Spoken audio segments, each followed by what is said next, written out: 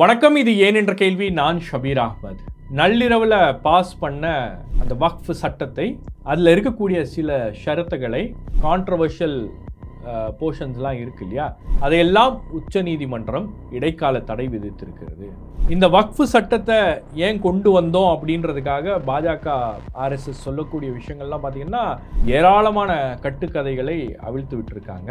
நள்ளிரவில் ஒரு சமுதாயத்துடைய உரிமைகள் பறிக்கப்பட்டதா அப்படின்ற ஒரு கேள்வியும் அந்த பில்லை பாஸ் பண்ணும்போது நமக்கு தெரிஞ்சது. ஏன்னா நைட்டு 1:30 மணிக்கு லோக்சபாவில் அந்த பில்லை அந்த சட்டத்தை பாஸ் பண்ணுறாங்க. அதுக்கப்புறம் ராஜ்யசபாவில் விவாதித்து பாஸ் பண்ணுறதுக்கு மணி 3. ஸோ இந்த அளவுக்கு அவசரப்பட்டு ஒரு வக்ஃப் சட்டத்தை நம்ம கொண்டு வரணும், வக்ஃபை சீரமைக்க வேண்டும் அப்படின்ற பாஜகக்கு என்ன அவ்வளோ அக்கறை அப்படின்னு எதிர்க்கட்சிகள்லாம் அந்த கேள்விகளை எழுப்பினார்கள். சரியான கேள்விகளை எழுப்பினார்கள். குறிப்பாக திமுக எம்பி ஆர் ராசா லோக்சபாவில் பேசும்போது, அதே மாதிரி ராஜ்யசபாவில் திருச்சி சிவா பேசும்போது பல்வேறு விஷயங்களை எக்ஸ்போஸ் பண்ணி காமிச்சாங்க. அதே போல் காங்கிரஸில் மற்ற கட்சிகளில் இருப்பவர்கள்லாம் சில பேர் பேசினாங்க. அதாவது எதிர்ப்பு தெரிவிக்கணும், ஒரு பில்லுக்கு, ஒரு திட்டத்துக்கு எதிர்ப்பு தெரிவிக்கணும்னா இப்படி தான் தெரிவிக்கணும் அப்படின்ற அளவில் திமுக ஒட்டுமொத்த கவனத்தையும், இந்தியாவுடைய ஒட்டுமொத்த கவனத்தையும் ஈர்த்தது. அதுக்கப்புறம் நாங்கள் இதை எதிர்த்து சுப்ரீம் கோர்ட்டுக்கு போக போகிறோம், இதை சேலஞ்ச் பண்ண போகிறோம் அப்படின்னு சொன்ன முதல் கட்சி திமுக. அந்த அளவுக்கு அவங்க அந்த முன்னெடுப்புகளை எடுத்தார்கள். அதன் மூலமாக இன்று உச்சநீதிமன்றம் அதில் இருக்கக்கூடிய அந்த சட்டத்தில் இருக்கக்கூடிய கான்ட்ரவர்ஷியல் போர்ஷன்ஸ் எல்லாம் இடைக்கால தடை விதித்திருக்கிறது. சில கேள்விகளையும் எழுப்பியிருக்கிறது. அந்த கேள்விகளுக்கெல்லாம் பாஜக அரசால் எந்த விதமான பதிலும் சொல்ல முடியாத ஒரு சூழல் அப்படின்றது இன்னைக்கு ஏற்பட்டிருக்கு. பாஜக இந்த சட்டத்தை, வக்ஃபை நாங்கள் சீரமைக்க போகிறோம், அந்த தொண்டு பணிகளை நாங்கள் சீரமைக்க போகிறோம், இஸ்லாமிய பெண்களுக்காக நாம் இதை செய்கிறோம் அப்படின்னு பல்வேறு விஷயங்களை சொல்கிறாங்க. ஆனால் உண்மையிலேயே அவங்களுக்கு இந்த வக்ஃப் சம்பந்தமான விஷயங்களில் ஏன் இவ்வளவு அக்கறை, இதற்கு பின்னாடி இருக்கக்கூடிய அரசியல் கணக்கு என்ன அப்படின்றது தான் இந்த வாரம் ஏன் என்ற கேள்வியில் நம்ம பார்க்க போகிறோம்.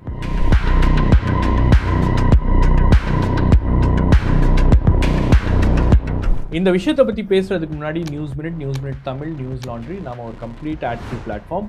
எந்த விதமான அரசாங்க விளம்பரமோ, அரசியல் கட்சிகளுடைய விளம்பரமோ, கார்ப்பரேட் ஆட்ஸோ நம்பி இயங்கக்கூடிய ஊடக நிறுவனங்கள் அல்ல. முழுக்க உங்களுடைய ஆதரவோடு இயங்கக்கூடிய ஊடக நிறுவனங்கள். ஆகவே நாம் செய்கின்ற இந்த வேலை உங்களுக்கு பிடித்திருந்தால், இதை தொடர வேண்டும் அப்படின்னு நீங்கள் நினச்சிங்கன்னா, இந்த QR கோட் மூலமாக உங்களுடைய ஆதரவை எங்களுக்கு தெரிவிக்கலாம். ஒரு 99 rupees நீங்கள் செலுத்தினீங்கன்னா ஒரு வாரம் நீங்கள் நியூஸ் மினிட்டுடைய மெம்பராக இருக்கக்கூடிய ஒரு வாய்ப்பு என்பது ஏற்படும். அதன் மூலமாக பேவால் பின்னாடி இருக்கக்கூடிய சில முக்கியமான ஸ்டோரிஸை பற்றியெல்லாம் நீங்கள் படிக்கலாம், தெரிந்து கொள்ளலாம்.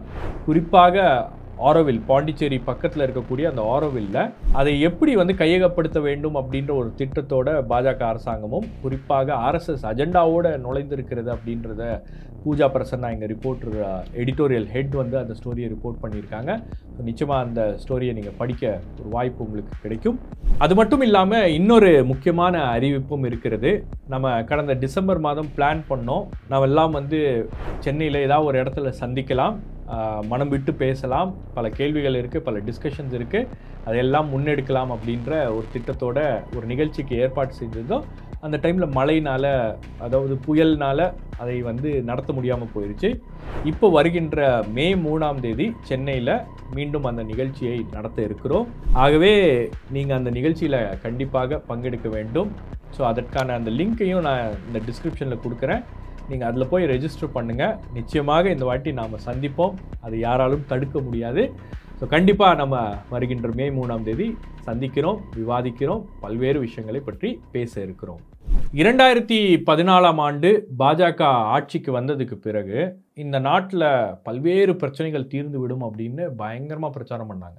அதாவது இந்த மாதிரி ஒரு அரசாங்கத்தை நீங்கள் பார்த்துருக்கவே மாட்டீங்க அப்படின்லாம் ஒரு பயங்கரமான ஒரு பிரச்சாரம் ஆன்லைனில், ஆஃப்லைனில், எல்லா மட்டங்கள்லையும் அந்த பிரச்சாரம் நடந்தது. ஊழல் இருக்காது, ஊழல் ஒளிந்துவிடும், அதுக்கப்புறம் வேலைவாய்ப்பின்மை அப்படின்ற ஒரு பிரச்சனையே இருக்காது, விலைவாசி உயர்வு அப்படின்றது ஒரு பிரச்சனையாக இருக்காது, அதுக்கப்புறம் பெட்ரோல் டீசல் விலை உயர்வு இதெல்லாம் கம்மியாயிரும், ருப்பியுடைய வேல்யூ, அதாவது ₹1 வேல்யூ US டாலரில் அப்படியே பன்மடங்கு உயர்ந்துடும் அப்படின்லாம் பயங்கரமாக பில்டப் கொடுத்தாங்க. ஆனால் பாஜக ஆட்சி வந்ததுக்கு பிறகு பாஜக ஆட்சியுடைய ஒட்டுமொத்த கவனமே இப்போ எங்கே இருக்குது அப்படின்னு பார்த்தீங்கன்னா, இஸ்லாமிய சமூகத்தை சீரமைக்க வேண்டும். இந்த நாட்டில் இஸ்லாமிய சமூகத்தில் பல்வேறு விதமான பிரச்சனைகள் இருக்குது, அதெல்லாம் நாங்கள் சரி பண்ணுறோம். அவங்களுக்கு குடும்பங்களில் இருக்கக்கூடிய பிரச்சனை ட்ரிபிள் தலாக்கா, அதை நாங்கள் சரி பண்ண போகிறோம். அதுக்கப்புறம் அவங்க மதரசால பிரச்சனை இருக்கா, அதை நாங்கள் வந்து சீரமைக்க போகிறோம், அதை நாங்கள் சரி பண்ண போகிறோம். அதுக்கப்புறம் வந்து ஊடுருவல்காரர்கள்லாம் வந்துட்டாங்க இஸ்லாமிய சமூகத்தில், அப்படி வந்துட்டாங்க, அவங்கெல்லாம் இந்தியர்களா அப்படின்றத நாங்கள் செக் பண்ணுறதுக்கு சிஏஏ கொண்டு வரோம், என்ஆர்சியை கொண்டு வரோம், அதுக்கப்புறம் வந்து யூசிசியை கொண்டு வரோம், ஏன் அவங்களுக்கு மட்டும் தனியாக பர்சனல் லாஸ் இருக்குது, அதையே சரி பண்ணுறதுக்கு யூசிசி கொண்டு வரோம். அதுக்கப்புறம் நாங்கள் வந்து இப்போ பார்த்தீங்கன்னா அவங்க தொண்டு செய்கிறதுல கூட பெரிய பிரச்சனை இருக்குது. அதனால் வக்ஃப் அப்படின்ற ஒரு விஷயம், அது இஸ்லாமிய சமூகம் தொண்டு செய்வதற்காக ஏற்படுத்தி இருக்கக்கூடிய ஒரு அமைப்பு.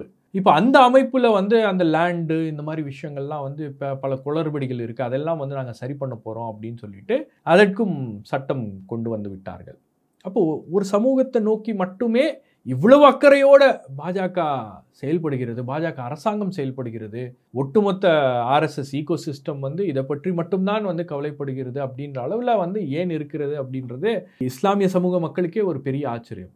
ஏன்னா இந்த நாட்டில் வேற எல்லா பிரச்சனையும் தீர்ந்துருச்சு, அதனால் இந்த பிரச்சனைகள்லாம் வந்து ஒவ்வொன்றா நாங்கள் சரி பண்ணிட்டு வரோம் அப்படின்ற அளவுக்கு தான் இவங்களுடைய பிரச்சாரம் இருக்குது. இப்போ இந்த வக்ஃப் போர்டு அப்படின்ற ஒரு விஷயத்த பாஜக கையில் எடுத்திருக்காங்க. ஏன்னா கடந்த ஆகஸ்ட் மாதமே அந்த பில்லை வந்து பாராளுமன்றத்தில் தாக்கல் பண்ணும்போது கடுமையான எதிர்ப்பு, அதுக்கப்புறம் அந்த பில் ஜேபிசிக்கு அனுப்பப்படுகிறது, ஜேபிசியில் பல்வேறு விதமான விவாதங்கள் நடைபெறுகிறது, அதுக்கப்புறம் வந்து அந்த இறுதி வடிவத்தில் ஒரு பில்லை கொண்டு வராங்க.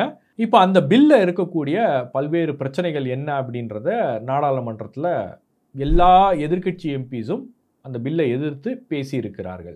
அந்த பில்ல வந்து என்ன சொல்கிறாங்க அப்படின்னு பார்த்தீங்கன்னா, வக்ஃப் அப்படின்றது தொண்டு செய்வது. இப்போ எனக்கு ஒரு சில ப்ராப்பர்ட்டி இருக்குது அப்படின்னா, நான் வந்து எனக்கு ஒரு ஆசை இருக்கும், சரி எனக்கு என்னுடைய ப்ராப்பர்ட்டியை நான் வந்து தானமாக கொடுத்து விடுகிறேன் அப்படின்னு சொல்லிட்டு, நான் வந்து தானமாக கொடுக்குறேன் அப்படின்னு சொல்லிட்டு கொடுத்துட்டா அது வக்ஃப் ப்ராப்பர்ட்டி ஆகிவிடும்.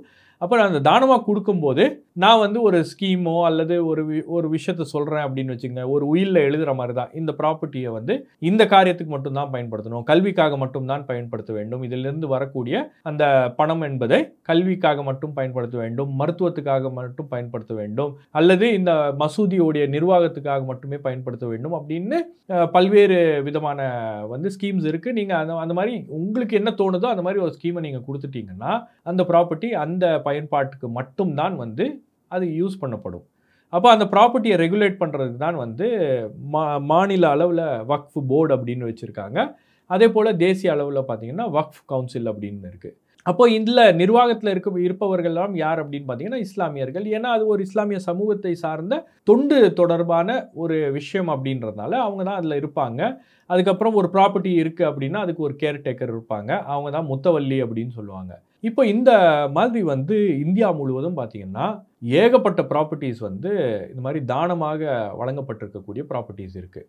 அதாவது இந்தியா சுதந்திரம் அடைவதற்கு முன்பு ஏராளமான ப்ராப்பர்ட்டிஸ் இருக்குது. அதே போல் பிரிட்டிஷர்கள் வருவதற்கு முன்பு கூட அந்த மாதிரி ப்ராப்பர்ட்டிஸ் இருக்குது அப்படின்னும் போது காலங்காலமாக அந்த மாதிரி ப்ராப்பர்ட்டிஸ்லாம் வந்து வக்ஃப் ப்ராப்பர்ட்டிஸ் அப்படின்னு அழைக்கப்படும். அது யாரும் சொந்தம் கொண்டாட முடியாது, நானாக இருந்தாலும் நீங்களாக இருந்தாலும் யாருமே அதை வந்து விலைக்கு வாங்க முடியாது, அதை விலைக்கு விற்கவும் முடியாது. அந்த ப்ராப்பர்ட்டிஸ் அப்படின்றது இஸ்லாமிய சமூகத்துடைய மக்களுடைய தொண்டுக்காக பயன்படுத்தப்படும். அது எதற்காக அந்த ப்ராப்பர்ட்டி கொடுத்துருக்காங்களோ அதுக்கு மட்டும்தான் அந்த ப்ராப்பர்ட்டி பயன்படும் அப்படின்னு வந்து அதுதான் வந்து வக்ஃப் அப்படின்றது.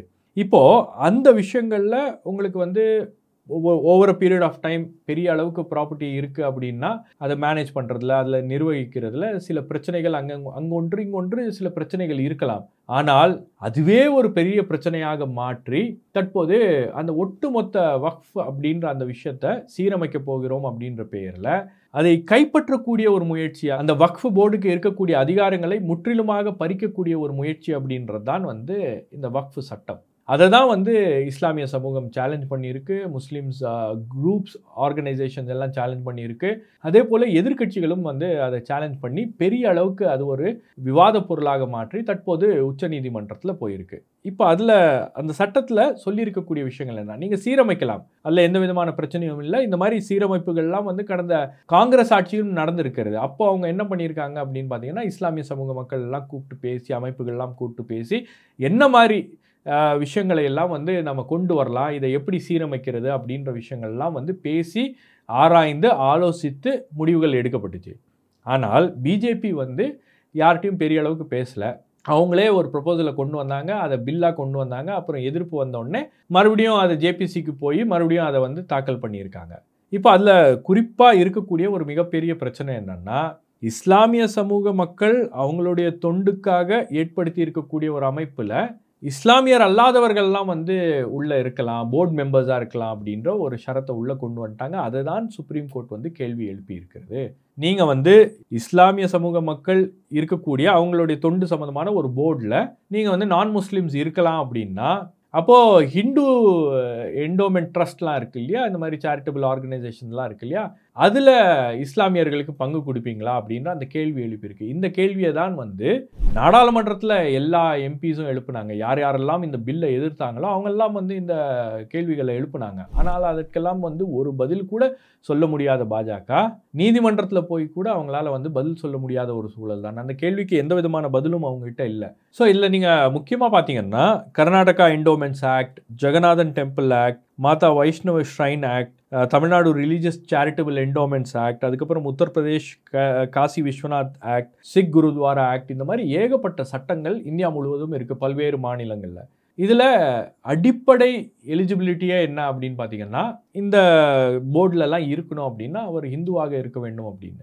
அப்போது வக்ஃபுக்கு மட்டும் வந்து ஏன் நான் முஸ்லிம்ஸ் இருக்கணும் அப்படின்ற அந்த கேள்வியை தான் வந்து நாடாளுமன்றத்தில் எல்லா எம்பிஸும் எழுப்புனாங்க. யார் யாரெல்லாம் இந்த சட்டத்தை எதிர்த்தார்களோ எல்லாரும் எழுப்புனாங்க. அதை பற்றி பொதுவெளியிலும் அதை எழுப்பினார்கள். ஆனால் அதற்கு எந்த விதமான பதிலும் கொடுக்காத பாஜக நீதிமன்றம் அந்த கேள்வி கேட்கும்போது பதில் கொடுக்க முடியாமல் அரசு திணறியது. அதுக்கப்புறம் தான் வந்து இதை புரிந்து கொண்டு ஒரு நாள் டைம் கொடுத்தாங்க. ஆனால் அதுக்கப்புறம் இன்னொரு அதில் கான்ட்ரவர்ஷியலான விஷயங்கள்லாம் இருக்குது. ஏன்னா ஏகப்பட்ட லேண்ட் வந்து உங்களுக்கு வக்ஃபுடைய லேண்ட் எங்கே இருக்குது அப்படின்னு பார்த்தீங்கன்னா, அது வந்து அர்பன் ஏரியாஸில் தான் இருக்குது. ப்ரைம் ஏரியாஸில் அந்த லேண்ட் அப்படின்றது இருக்கிறது அப்படின்னும் போது அது வந்து ஒரு 100 ஆண்டுகள் இருக்கலாம், 200 ஆண்டுகள், 400 ஆண்டுகள், இந்த மாதிரி ஏகப்பட்ட லேண்ட்ஸ் வந்து மசூதிகளாவோ அல்லது மயானங்களாவோ அல்லது உங்களுக்கு ஆர்ஃபனேஜஸா அல்லது ஸ்கூல்ஸா இந்த மாதிரி வந்து கட்டி விட்டுருக்காங்க. சில பர்பஸ்க்காக அவங்க விட்டுருக்காங்க அப்படின்னும் போது அதுக்கெல்லாம் வந்து என்ன பொருள் அப்படின்னு பார்த்தீங்கன்னா, உங்களுக்கு அந்த ஒரு 100 ஆண்டோ 200 ஆண்டு இருக்கக்கூடிய ப்ராப்பர்ட்டிக்கு டாக்குமெண்ட் இருக்காது. அல்லது டாக்குமெண்ட் இருந்துச்சுன்னா அந்த டாக்குமெண்ட்டை எப்படி வேலிடேட் பண்ண போகிறாங்க அப்படின்னு தெரியல. அப்போ அந்த ப்ராப்பர்ட்டி எல்லாம் வந்து வக்ஃப் பை யூசர் அப்படின்னு போட்டு அதை அந்த மாதிரி ஒரு கேட்டகரியில் அந்த ப்ராப்பர்ட்டியை அலோவ் பண்ணியிருக்காங்க. அதுவும் வக்ஃப் போர்ட் கண்ட்ரோலில் தான் வரும். இப்போ அந்த ஷரத்தை கூட எடுத்துட்டாங்க. எடுத்துகிட்டு இப்போ நீங்கள் ரெஜிஸ்டர் பண்ணணும் அப்படின்றாங்க. இப்போ ரெஜிஸ்டர் பண்ணால் ஒரு 400 வருஷம் பழைய ப்ராப்பர்ட்டிக்கு எங்கேருந்து நீங்கள் போய் ரெஜிஸ்டர் பண்ணுவீங்க, எங்கேருந்து நீங்கள் போய் டாக்குமெண்ட்டை காமிப்பீங்க, எங்கேருந்து நீங்கள் போய் டாக்குமெண்ட்டை கொண்டு வருவீங்க. அப்போ சுப்ரீம் கோர்ட் வந்து இந்த ஷரத்தை புரிந்து கொண்டு தான் அதையும் கேள்வி எழுப்பியிருக்கு. நீங்கள் இந்த மாதிரி வந்து ஒரு வக்ஃப் பை யூசர் அப்படின்னு நீங்கள் எடுத்துட்டீங்கன்னா இது பல்வேறு பிரச்சனைகளுக்கு வழிவகுக்கும் அப்படின்றத சுப்ரீம் கோர்ட் உணர்ந்து தான் அதற்கும் ஒரு இடைக்கால தடை என்பது விதித்திருக்கிறது. இப்போ என்ன இதில் பெரிய இஷ்யூ அப்படின்னு பார்த்தீங்கன்னா, உங்களுக்கு இதெல்லாம் ஒரு பக்கம் சரி நான் முஸ்லீம்ஸை உள்ளே கொண்டு வரோம் அப்படின்னு, இன்னொன்று இஸ்லாமியர்களாக இருக்கக்கூடியவர்களே வந்து வக்ஃப் ப்ராப்பர்ட்டி இப்போ நான் தானம் பண்ணணும்னு நினைக்கிறேன்னா 5 வருஷம் நான் வந்து ப்ராக்டிசிங் முஸ்லீமாக இருந்தால் மட்டும்தான் தானம் பண்ண முடியும். அப்போ நான் வந்து ஒரு நல்ல முஸ்லீமாக இருக்கிறேனா இல்லையா அப்படின்றத யார் முடிவு செய்வா? கலெக்டர் முடிவு செய்வாரா? ஆர்டிஓ முடிவு செய்வாரா? இல்லை என் பின்னாடி 5 வருஷத்துக்கு ஒரு ஆளை போட்டு இவர் சரியான முஸ்லீமாக இருக்கிறாரா இல்லையா அப்படின்றத நோட் பண்ணுவாங்களா? அப்போ இந்த அளவுக்கு வந்து இந்த மாதிரி ஷரத்துகள் எல்லாம் வந்து உள்ள நுழைச்சி பெரிய அளவுக்கு ஒரு பிரச்சனையை ஏற்படுத்த வேண்டும். அதே போல் ஒட்டுமொத்த சமூகத்தை வந்து ஒரு அச்சுறுத்தலுக்குள்ளேயே நம்ம வச்சிருக்கணும் அப்படின்ற மாதிரி ஒரு எண்ணம் என்பது இந்த சட்டத்தின் மூலமாக வெளிப்படுகிறது. இந்த சட்டத்தை கொண்டு வந்ததுக்கான நோக்கமே வந்து இது ஒரு பெரிய சைக்கலாஜிக்கல் அட்டாக்காக இருக்கணும். பாருங்கள், நீங்கள் உங்கள் கையில் இருக்கக்கூடிய வக்ஃப் நிலங்கள்லாம் நீங்கள் நினச்ச மாதிரி அதெல்லாம் வச்சுருக்க முடியாது. நாங்கள் வந்து ஒரு டிஸ்பியூட்னா அதை எடுத்துக்கொள்வோம். இனி அரசாங்க அதிகாரிகள் உள்ளே இருப்பாங்க, நான் முஸ்லீம் அதிகாரிகள் உள்ளே இருப்பாங்க, அவங்கெல்லாம் வந்து இதை பார்ப்பாங்க அப்படின்ற மாதிரி ஒரு அச்சுறுத்தலை ஏற்படுத்துவதற்காக இந்த சட்டத்தை டிசைன் பண்ணியிருக்கிறதா தான் வெளிப்படையாக தெரிகிறது. அது மட்டும் இல்லாமல் உங்களுக்கு வக்ஃப் ப்ராப்பர்ட்டியில் ஏகப்பட்ட பிரச்சனைகள் இந்தியா முழுவதும் பல்வேறு இடங்களில் இருக்குது. இப்போ இதெல்லாம் என்ன ஆகும் அப்படின்னு பார்த்தீங்கன்னா, அந்த நிலம், அந்த நிலத்தை சுற்றி இருக்கிறவங்க, அந்த நிலத்தை வாழுகின்றவர்கள், இவங்களுக்கெல்லாம் வந்து ஒரு விதமான ஒரு டிஸ்பியூட் வந்துருச்சு அப்படின்னு வச்சுங்க, உங்களுக்கு அங்கே போய் வந்து ஒரு பிரிவினையை ஏற்படுத்துவதற்கும் அந்த இடத்த போலரைஸ் பண்ணுறதுக்கும் வந்து ரொம்ப ஈஸியாக போயிடும். உதாரணத்துக்கு சொல்ல போனோம்னா, வெள்ளூரில் நடந்த சம்பவம், வெள்ளூரில் இருக்கக்கூடிய அந்த பள்ளிக்கொண்டா பக்கத்தில் இருக்கக்கூடிய ஒரு லேண்ட் அப்படின்றது அது பல ஆண்டு காலமாக அது ஒரு வக்ஃபு நிலமாக இருக்குது. அது ஒரு மசூதிக்கும் தர்காக்கும் சொந்தமான நிலமாக இருக்கிறது. அங்கே கிட்டத்தட்ட ஒரு 150 குடும்பங்கள் வந்து ஒரு ஒரு ஒரு பல ஆண்டுகளாக அவங்க வந்து வாழ்ந்துட்டு இருக்காங்க. 3 ஜெனரேஷன் அப்படின்றாங்க. அப்போ 3 ஜெனரேஷனாக அந்த மக்கள் அங்கே வாழ்ந்து கொண்டு இருக்கிறார்கள். அப்போ அந்த நிலம் வந்து ஒரு மசூதிக்கும் தர்காக்கும் சொந்தமானது அப்படின்றது அவங்களுக்கும் தெரியும். பல பேர் வந்து தர வாடகை கொடுத்துட்டு அதுக்கப்புறம் அந்த ஊர்லேயே அவங்க என்ன பண்ணியிருக்காங்க அப்படின்னா, அந்த முத்தவல்லி இருப்பார் இல்லையா, அந்த நிலத்தோடைய கேர்டேக்கர் அவர்கிட்ட அக்ரிமெண்ட்லாம் சைன் பண்ணி அவங்க வந்து வாடகைலாம் கொடுத்துட்டு சில பேர் இருக்காங்க, வாடகை கொடுக்காமலும் பல பேர் இருக்காங்க. இப்போ வாடகை கொடுக்காதவர்களுக்கெல்லாம் இந்த சட்டம் வருவதற்கு ஒரு 2 மாதம் முன்னாடி அந்த சதாம் என்ற அந்த முத்தவல்லி கேர்டேக்கர் அவர் என்ன பண்ணியிருக்காருன்னா, ஒரு நோட்டீஸ் அனுப்பிச்சிருக்காரு. நீங்கள் வந்து வாடகை கொடுக்காம நீங்கள் உட்கார்ந்துட்டு இருக்கீங்க அப்படின்னு ஒரு நோட்டீஸ் அனுப்பிச்சிருக்காரு. அதுக்கப்புறம் அதை வக்ஃப் போர்டுக்கு அனுப்பிச்சிருக்காரு, சிஇஓக்கு அனுப்பிச்சிருக்காரு. ஸோ இது எல்லாமே வந்து டாக்குமெண்டடாக ரெக்கார்டடாக இருக்குது. ஆனால் இப்போ இந்து முன்னணி உள்ளே போயிட்டு அந்த கிராம மக்கள்லாம் திரட்டிக்கிட்டு பாருங்க வக்ஃப் போர்டு நிலம் அப்படின்னு சொல்லிட்டு ஒரு என்டையர் கிராமத்தையே இவங்க வந்து கையகப்படுத்த பார்க்குறாங்க அப்படின்னு ஒரு பிரச்சனையை உருவாக்கி இருக்கிறார்கள். அது விசாரணை நடந்து கொண்டு இருக்கிறது. இப்போ ஆர்டிஓ விசாரணை அப்படின்றது போய்கொண்டு இருக்கிறது.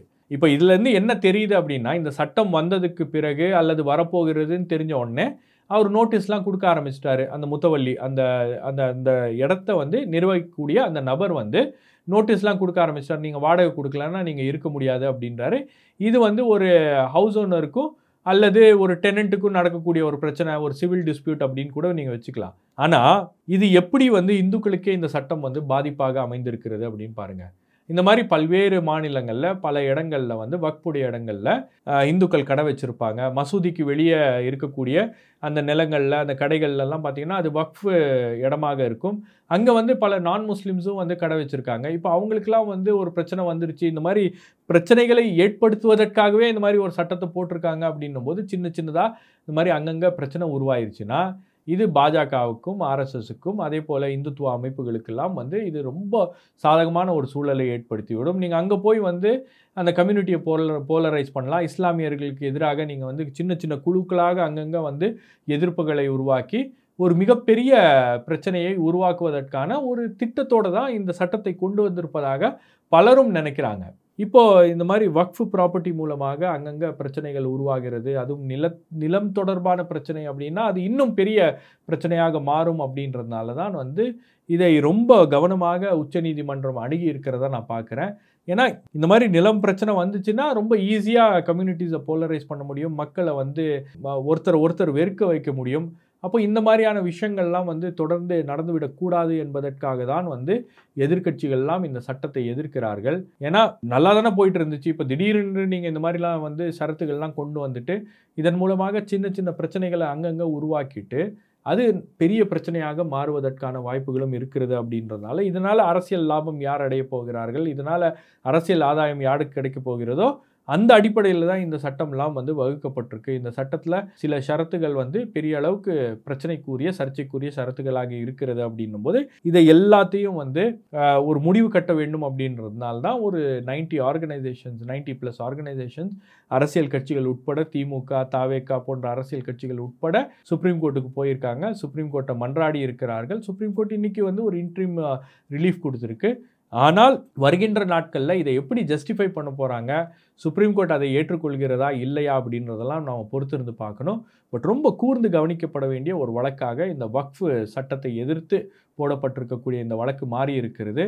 ஏன்னா இந்த இந்த இந்த சட்டம் அமலுக்கு வந்தால் அதுக்கப்புறம் வந்து பல்வேறு விதமான பிரச்சனைகள் ஏற்படுவதற்கான வாய்ப்புகள் இருக்கிறது அப்படின்றது பலரும் வந்து அதை கோடிட்டு காமிக்கிறாங்க. அப்போ உச்சநீதிமன்றம் என்ன ஃபைனல் டிசிஷன் எடுக்க போகிறது அப்படின்றத நாம் கூர்ந்து கவனிப்போம். வேறொரு நிகழ்ச்சியில் உங்களை சந்திக்கிறேன். நன்றி, வணக்கம்.